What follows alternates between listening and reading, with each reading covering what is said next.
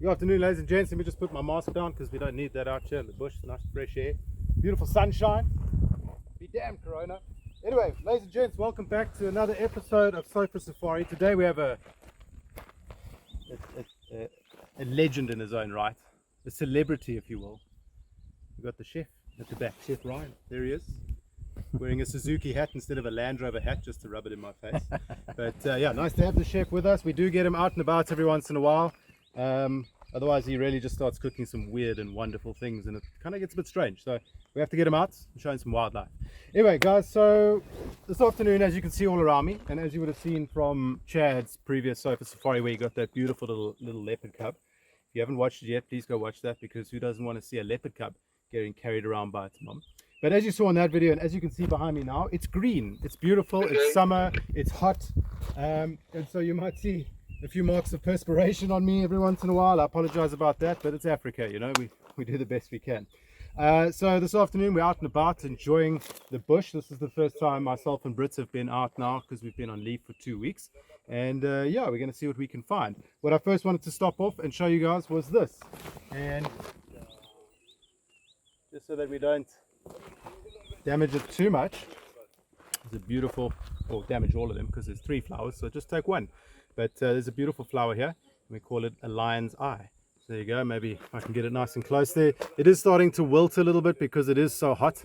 So as it starts cooling down this afternoon, it'll start opening up those petals again, and in the morning it'll also be beautiful and open and just looking gorgeous, trying to attract all the bees and the little bugs. Of course, that's why flowers are so beautiful, is to just make everything come look at them, touch them, try and eat them, and then obviously move on to the next one. And Bob's your uncle, you have pollination happening. So yeah, the lion's eye, guys. I'm gonna, over the next few weeks, maybe even during this drive now, try and find you all a few more flowers. It's the best time of year to see flowers, this kind of spring to summer time. It's just like you guys in Europe or in the States, or Northern Hemisphere in general. Same time of year, just in reverse for us. So yeah, let's move on. Let's see what else we can find this afternoon. Welcome back. It's good to have you. Not exactly what I stopped here for. I actually stopped to give the chef a bit of a test, and we're going to have a look at that in a second. But this just was you know, poking me in the eye from the bush, so to say. It is the horns of an impala, and it looks kind of fresh as well. I mean, there's still some meat on there. There's still a bit of goo. There's all the ants having a bit of a party, getting still drunk stinks. On that. It still stinks, yeah, the famous Brit says. But what's really cool is if I turn it this way, you can actually see, and please forgive my thumb plaster, I cut myself, but as you can see just here on the inside, you can see where the skull is actually fused, those beautiful lines you get there. I mean, human beings are like this when we're born as well. At the top of our skull is actually not fused together, and with impala and a lot of animals it's very similar, but you can just see where the skulls come together during growth and fuse together and form those beautiful lines. But yeah, anyway, there is some pretty cool impala ram horns. Of course, the females don't have any horns, so it can only be impala ram horns. But yeah, pretty fresh. I don't know what transpired, how this got here. It's well, actually I know how this got here. It's probably thanks to our good friends the hyenas, which absolutely love to get into that brain casing. You can see where his little brain was there. Not the sharpest tools in the shed, old impala. It's not the biggest brain out here, but you can see that beautiful little round cavity there. And of course, there goes a spider. Bye, buddy. But yeah, the hyenas would have probably found this. I'm not saying the hyenas killed it. Maybe a leopard, maybe lions, maybe the hyenas. They do kill. But they probably found it, cracked into that skull, pulled the horns around. This was probably a bit of a trophy at one point, with hyenas, you know, squabbling over it. Would have probably been quite a good laugh to see. Not if you were a hyena though. But yeah, the main reason I stopped, I'm going to put this down now, just over there, is to get some of this over here. So given the time of year, and because of all the rain, and we have had for the time of year that it is right now, we're about what, 25th of October, date of filming. We're, you know, not that far into our rainy season, and for this time of year we've had a lot of rain. I think we've had close to 150 mils now, which is a lot. We'll have to ask the king of numbers, who's Chad. He keeps numbers on everything, and he'll correct me if I'm wrong, I'm sure, in the comments or whatever. But we've had a lot of rain for this time of year, and with that rain comes all of this beautiful green, and also some beautiful natural herbs, or wild herbs that we get growing out here. And so I'm going to test the chef. Ryan, don't you want to take a little bit of that, crush it up in your fingers, give it a whiff, tell me what it smells like. Oh, he's on the spot now.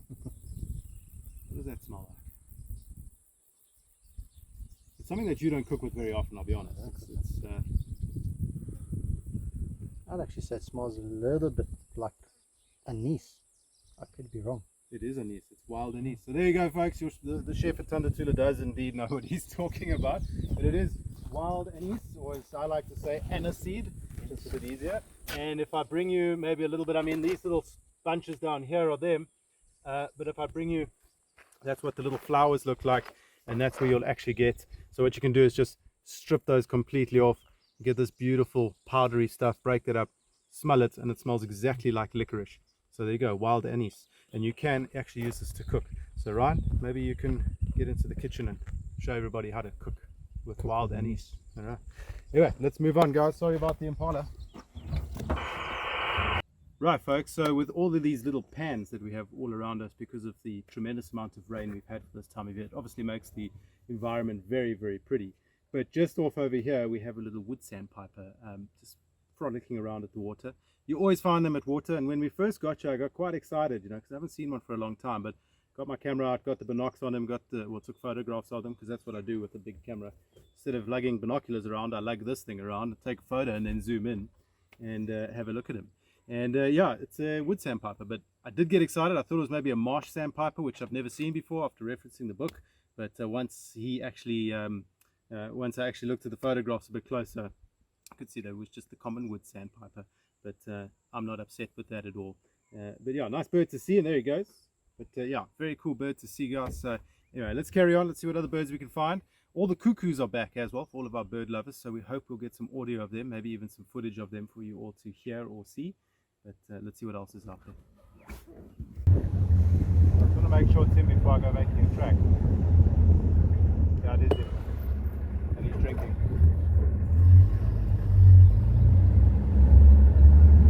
Okay, so this one Nharu male in place.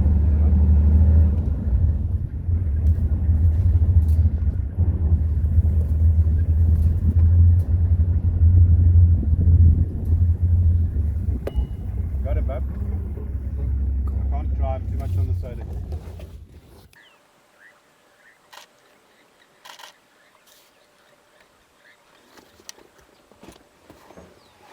Folks, as luck would have it, we have encountered one of our local territorial male lions, one of the Nharu males, and he's just having a nice drink, just finishing up. You can see that big old fat tummy hanging down. He's not in the best shape of his life. He's obviously just eaten a few too many hamburgers. But yeah, in all seriousness, I'm not too sure what he's been eating or where he was eating. Maybe it was that Impala skull that we found a bit earlier. We're not too far from there now. But nonetheless, whether it's a fat lion or a skinny lion, I'm not going to complain. It's always great to see lions. So yeah, we are not too sure right now where his coalition buddies are, or where the females are of the river pride that they frequent. But more on that in a second. Let me reposition the vehicle and see if we can get a better view of him. I need to be careful driving around these areas because we're on basically like a floodplain, a sodic site. So you don't want to do damage with such a heavy vehicle that can create these erosion ruts and things like that. So we'll see how I can do it. There might be a nice grassy route coming around the back there. So stand by.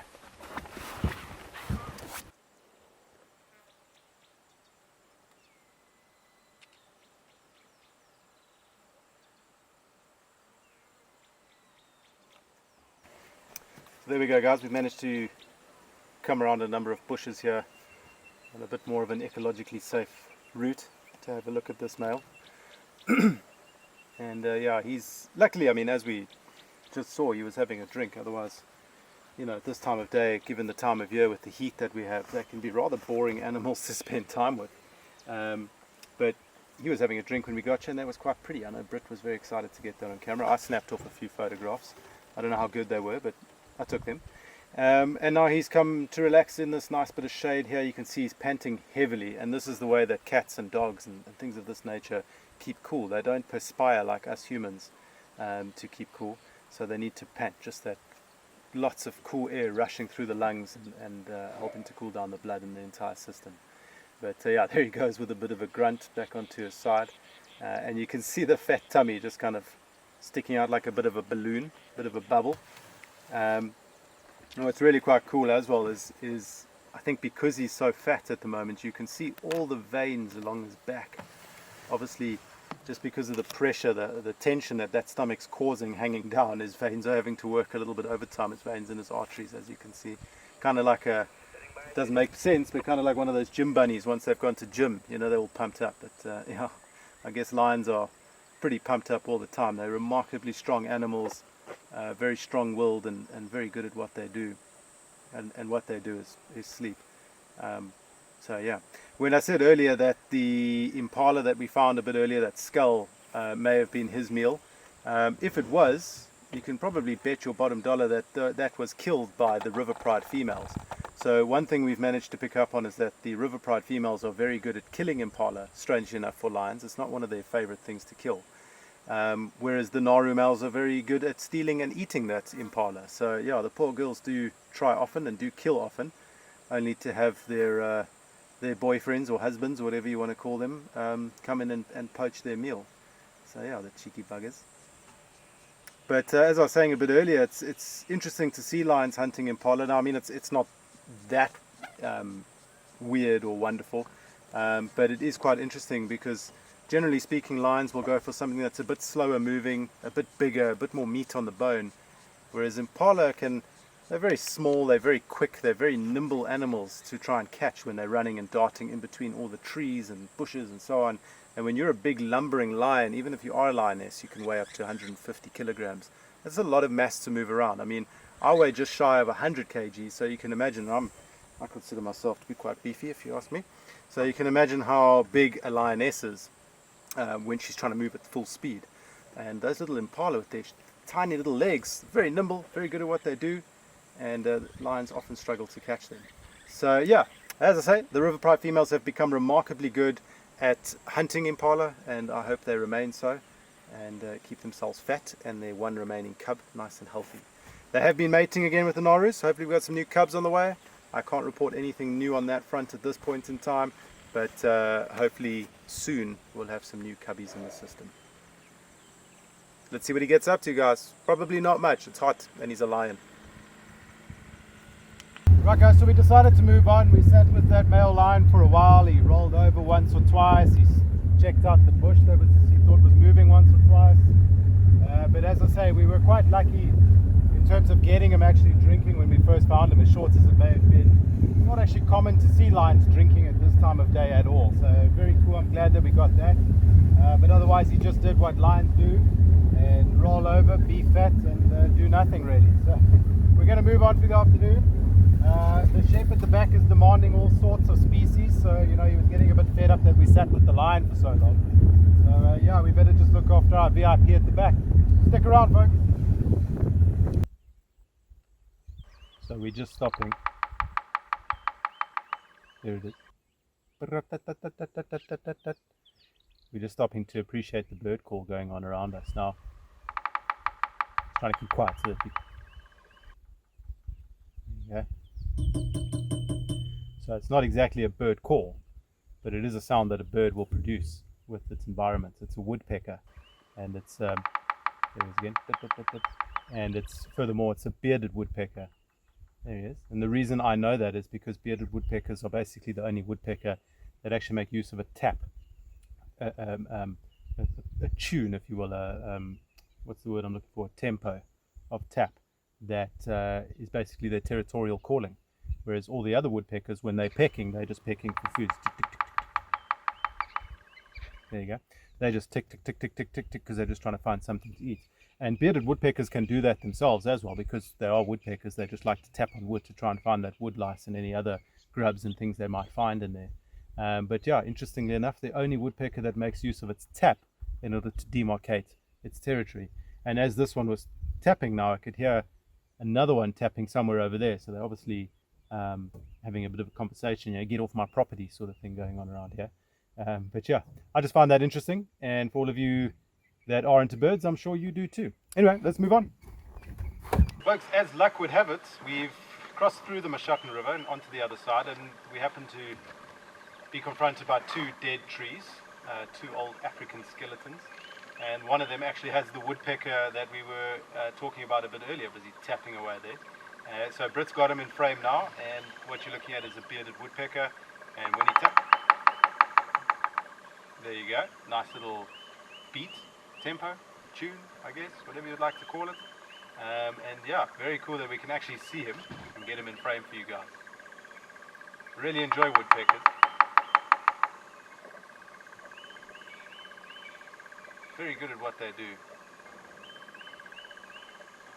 We actually have the fortune of having a number of them around Tandatula camp, so whenever you come through, firstly we look forward to welcoming you, but secondly look out for the woodpeckers. Right as you walk into the lodge, our main walkway down towards the main deck, bar deck, we've got a number of woodpeckers that love to peck around there.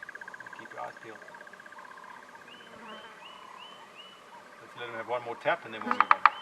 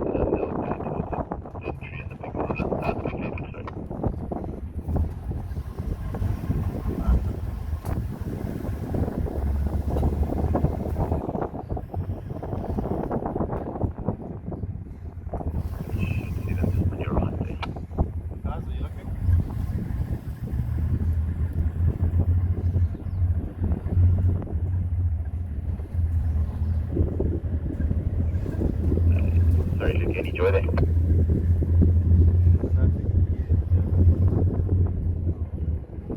Sorry, you'll have to come back because we go right into that block there towards the deck. I think it's a leadwood, kind of to the east, southeast. They should be there in that opening just east of the tree line. Ladies and gents, I've been turning around like nobody's business for the last 20 minutes, half an hour, maybe even longer. I don't know, I've lost count. Trying to relocate some wild dogs. They're around us, they're here, there and everywhere. We're hoping they're going to smash an impala. But we're going to have to see. One just ran past us, and I'm listening to my colleagues on the radio. Here he comes again, I think. Ryan's pointing.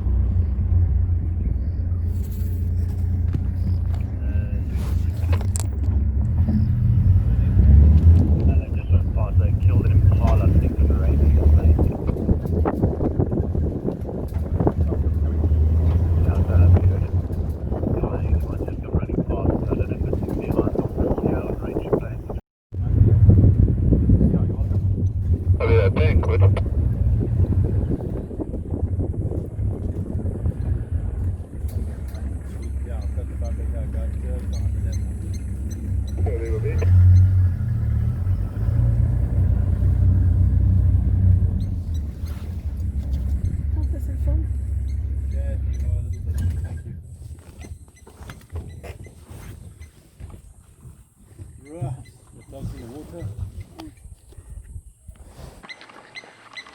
Ladies and gents, we found our wild dogs. They've made a kill.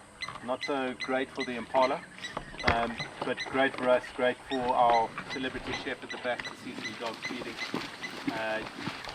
This is quite a gruesome thing to watch, as you can see. It's quite a hard thing to watch when wild dogs feed. They're known to be one of the most vicious hunters or feeders, if you will, out there. And I can guarantee that this impala basically died the way that you're seeing it getting dragged around now. They're very different, things like lions and leopards, they'll actually choose to choke their prey to death, whereas wild dogs just essentially disembowel you as quickly as they can. So it is probably a lot more painful, but a lot quicker as well. So it just depends how you want to go. If you want to go quickly and painfully, or slow and terribly. So yeah, look at that. Alright.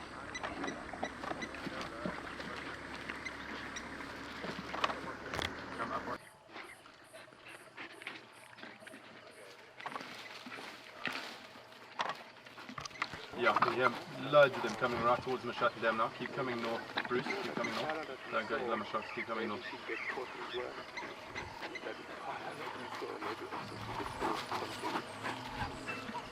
Tell me if the dogs come behind us.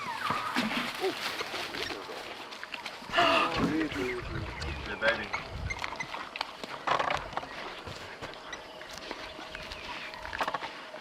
So a little bit disheartening, guys, to see a baby impala getting pulled from its mother's womb. But that's unfortunately the way that these things go. All the impala at this time of year, all the females at least, of breeding age will be pregnant thanks to their rutting season that occurred in sort of May, June, that sort of area there. Maybe a bit earlier. So it's kind of a 6 months gestation period. They'll drop their babies in December. And unfortunately, this mommy just wasn't quick enough, wasn't agile enough, and it's resulted in the loss of her baby before even birth.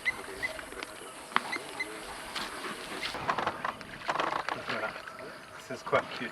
Now that they've had a nice pool, a little bit of a party there, they've now decided to go for a bit of a dip in the pool.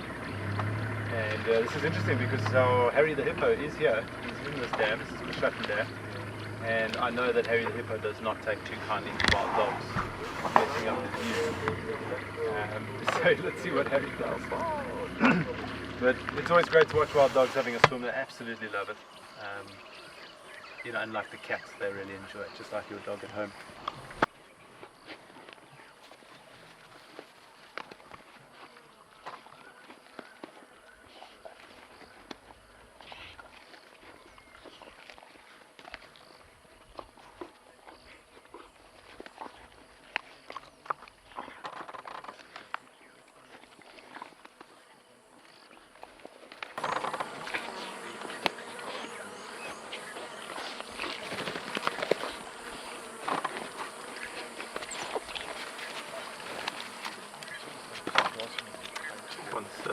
Having a little bit of a squabble over the stomach contents at the moment.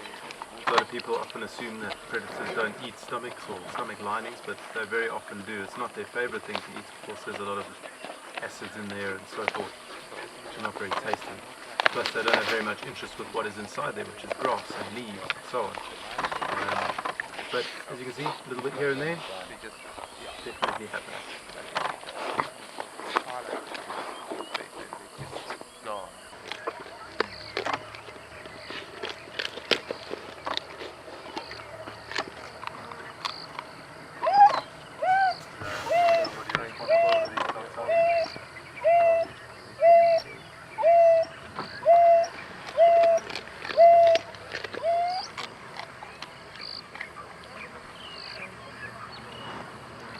So the sound you just heard is the wild dog call. That very, very haunting kind of whooping that you get, or howling. And what essentially is happening is these two dogs have hit the jackpot, so to say. They've had this whole impala to themselves, but they did intend for the whole pack to have a chance to feed on this. And so she's gone looking for the pack. Right folks, we're all sitting here kind of wide-eyed and a bit stunned. There's Harry the Hippo throwing himself around out there. Maybe you can see with the camera. Anyway, it's not about him. That was a great sighting. It was what we had been looking for basically all afternoon behind the scenes, you know, trying to find them. And luckily our good friend Chad was having a drink at Mashatan Dam when the wild dogs rocked up. So he managed to give us a shot and we managed to find them. So I hope you guys enjoyed that. It's a bit rough seeing wild dogs feed like that, but that is nature. That is how these animals feed. It's not a very civilized affair. So yeah, it was eye-opening to say the least. The carcass is still just lying here next to us. Those two dogs that were with us have now moved off. The rest of the pack, it sounded like they made another kill out there. So yeah, tremendously good hunters if you consider that wild dogs can kill. I mean, a pack of 10 or 13 or 20, however many it is, they can kill like 2 to 3, maybe even 4 times a day. So very, very good at what they do, and they basically make all other predators look like idiots. I think their success rate is about 8 or 9 times out of every 10 attempts they will kill, whereas something like a lion is maybe 3 or 4 times. A leopard is maybe 4 or 5 times out of every 10. So wild dogs are very good at what they do. But nonetheless, guys, thank you so much for joining us for another episode of Sofa Safari. Thank you to Chef Ryan at the back. He needs to get back now to go and cook dinner for all of our guests. And yeah, wherever you are in the world, guys, as usual, enjoy your gin and tonic, enjoy your coffee, hot chocolate, whatever time it is. You know, we don't judge either if you're having gin and tonic a bit early. It's okay. It's a Sunday. Cheers, guys. See you next time. Bye.